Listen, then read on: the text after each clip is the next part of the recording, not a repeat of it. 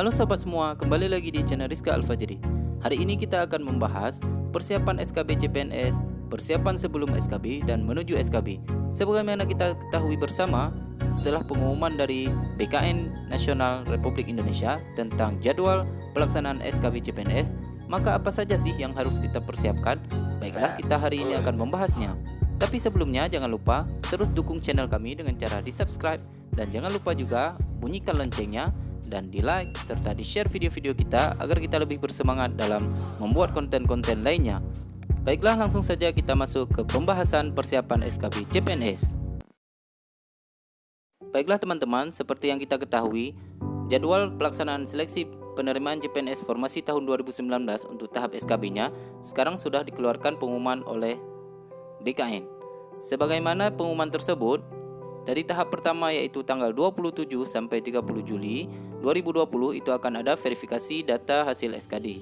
Kemudian tahap keduanya yaitu tanggal 1 sampai 7 itu adalah pengumuman untuk mendaftar ulang SKB. Selanjutnya di poin yang ketiga yaitu tanggal 8 Agustus 2020 itu adalah pencetakan kartu ujian SKB. Selanjutnya tanggal 10 sampai 14 Agustus 2020 itu akan dijadwalkan proses SKB. Poin selanjutnya adalah pelaksanaan SKB yang akan dilaksanakan pada tanggal 1 September sampai 12 Oktober 2020. Selanjutnya, di poin ketujuh yaitu tanggal 8 sampai 18 Oktober 2020 akan ada pengolahan hasil SKD dan SKB untuk menentukan siapa yang dapat lulus menjadi CPNS 2020. Selanjutnya di poin ke-8 yaitu tanggal 19 sampai 23 Oktober 2020 akan ada rekonsiliasi integrasi hasil SKD dan SKB. Kemudian poin selanjutnya tanggal 26 sampai 28 Oktober 2020 baru ada penyampaian hasil seleksi. Kemudian poin selanjutnya tanggal 30 Oktober 2020 adalah pengumuman hasil seleksi. Kemudian poin selanjutnya yang terakhir yaitu tanggal 1 sampai 30 November 2020 adalah usulan penetapan NIP. Kurang lebih teman-teman seperti inilah bagan yang akan dilaksanakan mulai dari pendaftaran ulang sampai usulan NIP. Namun dengan kondisi yang saat ini sedang pandemi COVID-19 kita tidak tahu, semoga saja berjalan dengan lancar. Baiklah, selanjutnya kita akan membahas bagaimana dan apa saja sih yang harus kita persiapkan untuk menuju tes SKB dengan protokol kesehatan di masa COVID-19 ini. Baiklah, stay tune di channel Rizka Al-Fajri. Baiklah, apa saja sih persiapan tes SKB atau seleksi kompetisi bidang CPNS 2019 yang harus kita siapkan teman-teman untuk menghadapi tes di tahun ini?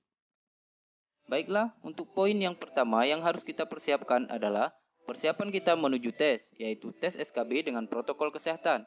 Dengan kondisi pandemi COVID-19 yang belum berakhir ini, tentunya kita harus mempersiapkan diri lebih baik.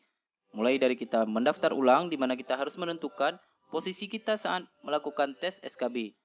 Dan teman-teman harus memastikan bahwa teman-teman bisa berada di lokasi tes yang sudah dipilih, karena saat ini sedang terjadi pandemi COVID-19. Kemudian tahap selanjutnya adalah persiapan sebelum tes SKB, tentunya persiapan bahan belajar. Dengan kondisi sekarang ini yang menuju tes kurang lebih adalah 1 bulan lagi, tentunya apa saja sih yang sudah teman-teman persiapkan dan belum teman-teman persiapkan? Baiklah, poin pertama adalah persiapan kita menuju tes SKB CPNS 2019. Sesuai dengan jadwal tadi, pastikan lokasi yang dipilih saat pendaftaran ulang adalah telah benar. Maksudnya di sini adalah teman-teman bisa berada di lokasi tes SKB CPNS di saat tes nanti dilakukan. Karena dengan kondisi pandemi saat ini, teman-teman akan dibatasi ruang geraknya sehingga teman-teman sulit bergerak untuk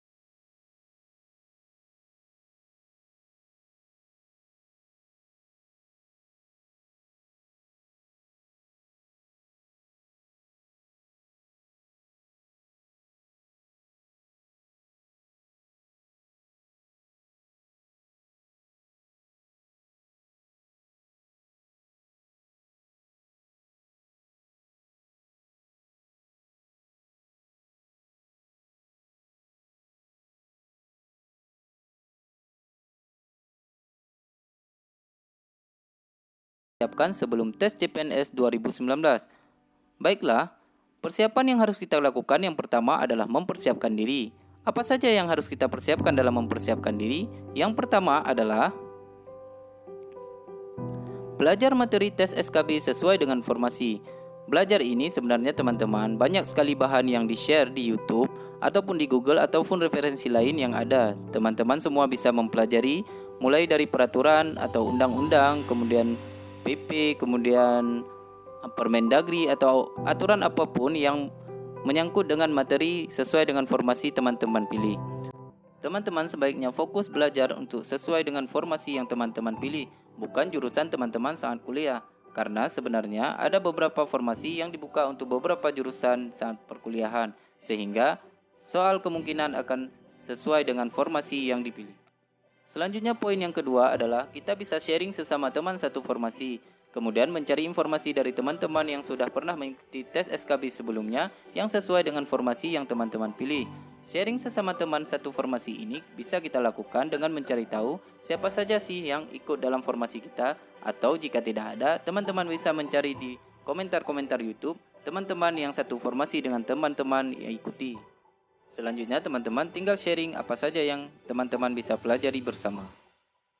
Poin selanjutnya dari mempersiapkan diri adalah mengikuti berbagai tes atau tryout yang diadakan oleh berbagai sumber di internet, baik yang secara gratis maupun berbayar.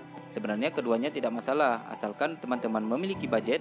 Tidak masalah juga teman-teman mengikuti tryout SKB tersebut yang berbayar.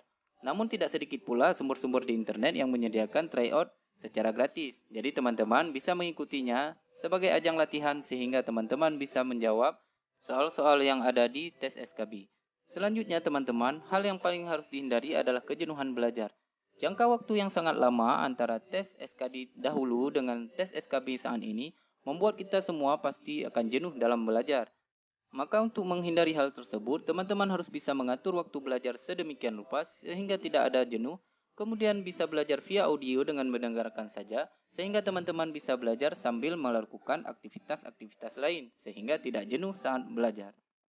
Poin selanjutnya yang sangat penting adalah teman-teman harus selalu optimis dalam belajar, sehingga apa yang teman-teman pelajari dapat teman-teman ingat dan dapat teman-teman praktekkan atau dapat teman-teman jawab nanti di saat tes SKB berlangsung.